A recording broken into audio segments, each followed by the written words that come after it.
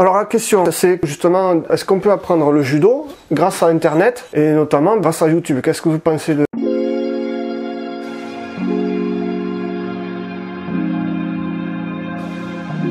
Qu'est-ce que vous pensez de... Oui, c'est possible dans la mesure où tu fais quelque chose d'aussi complet que ce que tu as fait sur de Hashibarai. Ensuite, tu as tout à fait raison de dire que le Tendoku Renshu, c'est une forme de travail qui est bénéfique dans le judo. Ce n'est pas la seule façon de faire le judo. Au même titre que regarder des bandes vidéo, c'est pas la seule façon de faire le judo. Nous sommes bien d'accord. Mais dans la mesure où il y a de la qualité dans la vidéo, ça peut, et où c'est expliqué tel que tu l'as fait, en insistant sur les bénéfices de l'échauffement, sur ceci, sur cela, pour quelqu'un qui est judoka, ça peut lui permettre de perfectionner son travail sur de Hashibarai.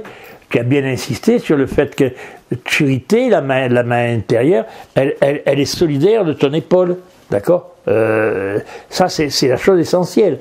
C'est pas ta main qui tire, c'est ton épaule qui s'en va. D'accord? Donc ça, c'est essentiel dans le balayage. Plus ce que tu as démontré sur le plan de l'action du pied et du niveau où le pied doit attaquer le pied de l'autre, c'est-à-dire à son talon. D'accord? Ça, un travail semblable ne peut être que bénéfique pour des gens qui recherchent un perfectionnement. Parce qu'ensuite, ils peuvent appliquer ce travail, le faire en temps de Kurensho et le faire dans leur club avec partenaires. Et donc, ils vont améliorer leur judo. Oui. Bon, mais en fait, c'est ça la question. Si vous pensez que c'est un peu comme dans les livres, on n'apprend pas forcément... Attends. Dans le livre, tu ne vois que des images fixes. Là, dans ce que tu proposes, il y a le geste de la vidéo, et deux, il y a le commentaire que tu mets derrière. Or, si tu regardes la plupart du temps des vidéos sur YouTube, etc., des vidéos de judo, il n'y a pas le commentaire.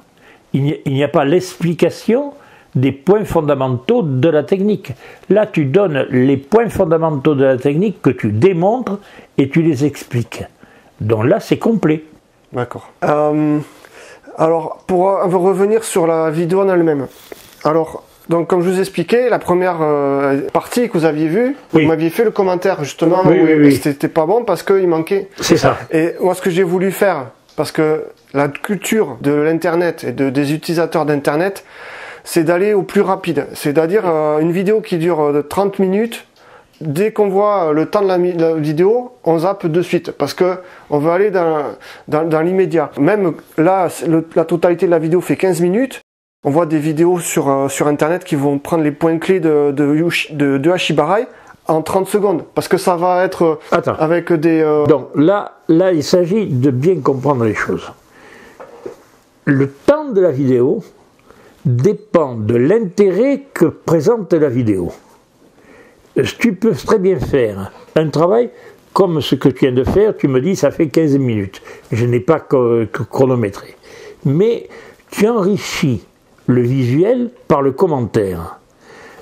Si tu ne mets qu'une vidéo pour montrer la façon d'entrer Uchimata par exemple, il est certain que si tu vas faire ton Uchimata et qu'il n'y ait pas le commentaire de support derrière, au bout d'un moment, en 30 minutes, tu vas t'en moutarder de regarder Uchimata, tu en auras marre.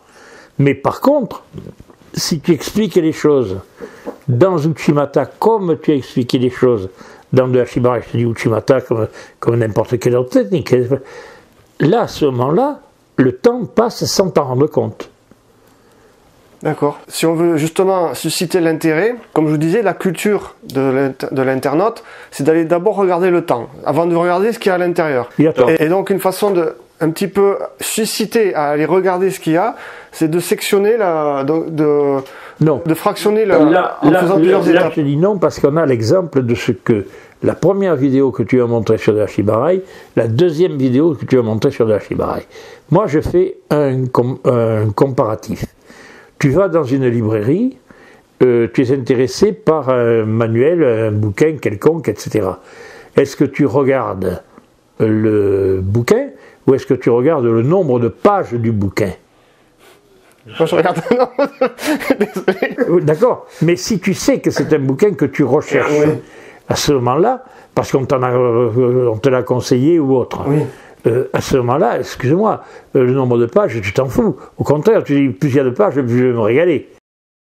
Tu trouves que les internautes sont des paresseux. Oui, non, mais c'est avéré. C'est avéré. On est dans la culture, on est dans la civilisation du plus vite, de plus en plus vite. Donc... Alors, je crois que c'est possible, c'est admissible, dans la mesure où l'intérêt que l'on porte à la vidéo est soit didactique, soit distractif.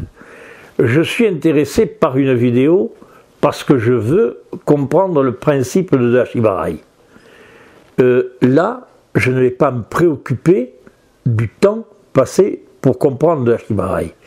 Si c'est pour me distraire, voir une vidéo sur un coucher de soleil sur le Mont Blanc, au bout d'un moment, je vais m'endormir. Nous sommes bien d'accord. C'est une autre façon d'appréhender en tant qu'internaute la façon dont on veut appréhender l'instrument, en quelque sorte. Oui. Ce que l'on recherche. Oui, c'est vrai qu'il y a cette notion de, comment dire, de mise en condition, si on est dans le distractif ou Voilà. ou l'éducatif. Ça change tout, oui. Ça change tout. Oui, c'est vrai. Ok. Alors, du coup, faut pas que je la fractionne. À mon avis, tu aurais tort de la fractionner. Tu vas en enlever la richesse.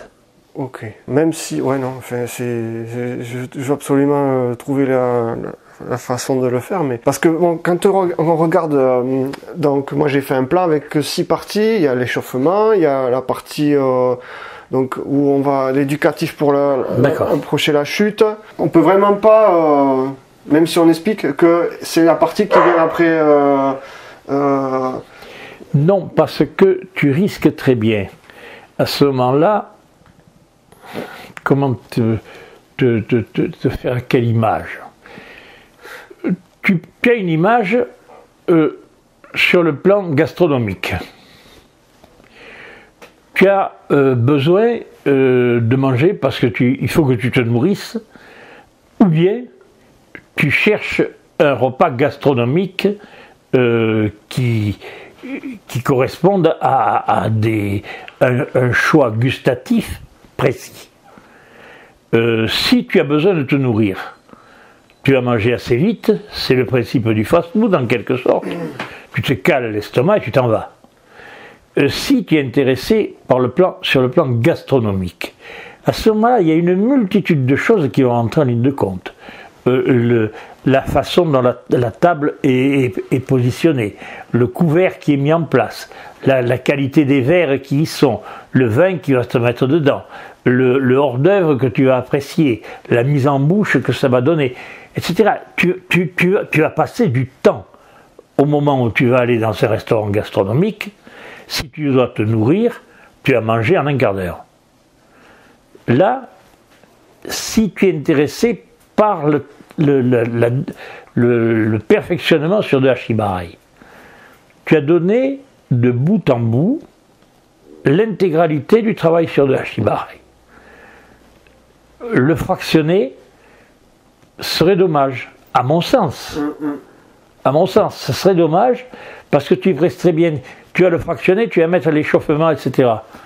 Le type, il a regardé l'échauffement, il a dit bon, son de Dashibaraï, ça ne m'intéresse pas. Pouf. Tu vois ce que je veux te dire? Oui. Mais dans les 6 parties que tu me dis avoir mises, chaque partie découle de la précédente. Donc, il y a une chronologie à suivre et ce serait dommage de lire les premiers chapitres du livre sans aller au bout.